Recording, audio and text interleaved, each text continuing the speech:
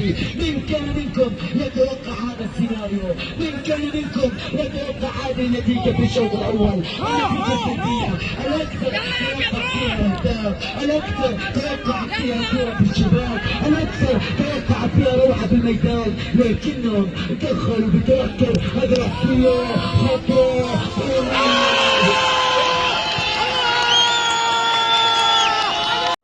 على كل شيء هذا المنتصر. الكرة عادت وسط في خط الجمع او على خط الجمع. يا سلام يا سلام يا سلام.